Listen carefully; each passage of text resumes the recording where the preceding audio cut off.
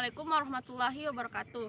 Perkenalkan, nama saya Nur Sahitri, kelas 3D jurusan Penyuluhan Peternakan dan Kesejahteraan Hewan. Di sini saya akan menjelaskan mengenai beberapa macam gangguan reproduksi pada organ reproduksi ternak betina.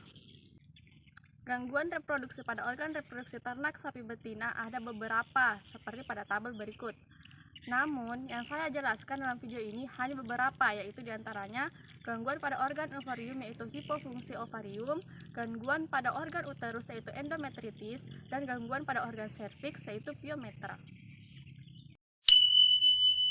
Hipofungsi ovarium adalah suatu kejadian di mana ovarium mengalami penurunan fungsinya sehingga tidak terjadi perkembangan folikel dan tidak terjadi ovulasi.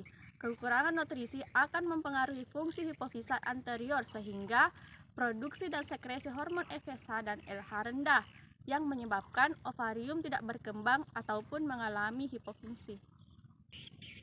Penyebab hipofungsi ovarium pada sapi disebabkan oleh kekurangan dan ketidakseimbangan hormonal sehingga terjadi anestrus atau birahi tenang dan estrus yang tidak disertai dengan ovulasi. Pada keadaan hipofungsi, ovarium berukuran normal, namun permukaannya licin sewaktu dipalepasi parektal yang artinya tidak ada folikel dominan yang siap untuk diovulasi. Kondisi semacam ini menandakan bahwa pada ovarium tidak ada aktivitas pertumbuhan folikel apalagi korpus luteum.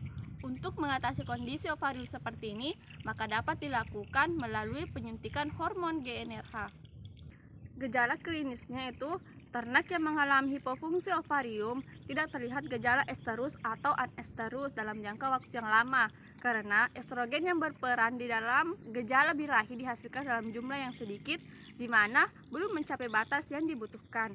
Selain itu, ternak betina tidak terlihat bunting setelah dilakukan inseminasi buatan secara berulang.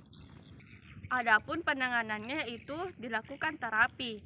Terapi yang diberikan pada saat penanganan kasus tersebut yaitu pemberian GnRH seperti luteolin, desoxyribonucleic, loperamida, dan buserelin untuk menginduksi estrus.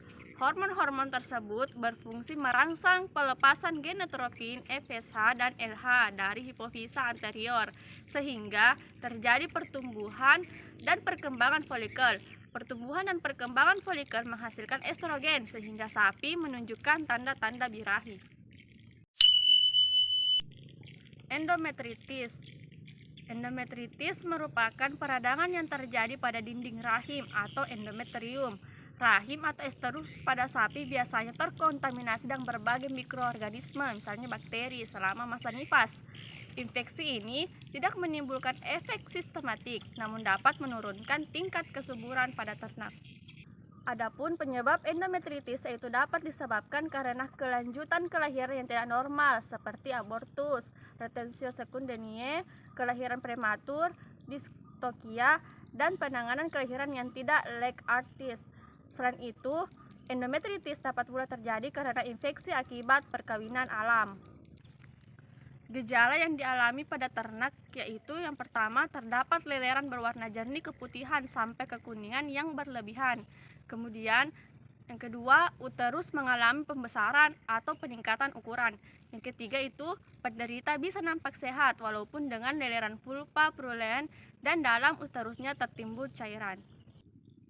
Pengobatan pada endometritis menggunakan preparat yang efektif terhadap bakteri patogen dalam lingkungan lumen uterus. Perkembangan kesembuhan pada endometritis dipengaruhi oleh imunitas bawaan dari sapi dan penggunaan produk antimikroba. Penggunaan produk antimikroba dengan injeksi antibiotik, oksitaksin, serta pemberian prostaglandin F2 alfa atau dalam pemberian antiseptik berupa iodin atau lugol secara intrauterin. Pyometra. Pyometra adalah penggumpalan nanah atau bahan mikopuruler di dalam uterus dan tertahannya korpus luteum dengan kegagalan estrus sebagai faktor sekunder dari endometritis yang hebat. Sapi betina yang menderita pyometra bisa mengalami infertil atau bahkan steril. Hal ini bisa terjadi kalau gejala pyometra tidak segera diketahui. Pyometra atau endometritis kronik secara umum merupakan penyakit mitosteral yang sebagian besar menyerang betina yang lebih tua. dapat disebabkan karena kontaminasi Oosterus atau Retostius-Cundonarium atau kontaminasi selama proses kelahiran. Adapun gejala klinis yang dirasakan pada hewan betina penderita pyometra adalah yang pertama, tidak munculnya birahi dalam waktu yang lama atau anesterus. Yang kedua, siklus birahi hilang karena adanya sel pristen cairan nanah yang mengisi penuh uterus. Dapat ditemukan dengan melakukan palpasi rektal. Yang ketiga yaitu adanya leleran nanah yang bisa dilihat di sekitar ekor dan pulpa. Pengobatan yang bisa dilakukan yaitu dengan pemberian kombinasi antibiotik dan hormon prostaglandin. Dari fakta yang saya temukan di lapangan, bahwasanya sapi ini tidak terdapat gangguan reproduksi karena tidak adanya leleran nanah yang bisa dilihat di sekitar ekor dan pulpa sapi, dan juga tidak adanya gejala-gejala lain yang saya jelaskan pada video sebelumnya. Baik, itulah tadi beberapa macam gangguan reproduksi pada organ reproduksi ternak sapi betina yang saya jelaskan.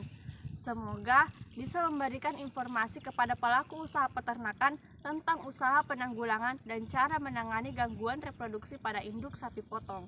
Serta diharapkan pelaku usaha peternakan dapat melaksanakan dengan mudah sehingga mengurangi tingkat kemajiran dan memperlancar proses beranak serta dapat meningkatkan jumlah kelahiran pedet dan jumlah induk berkualitas yang akhirnya dapat meningkatkan nilai tambah petani dari usaha sapi potong. Sekian dari saya. Wassalamualaikum warahmatullahi wabarakatuh.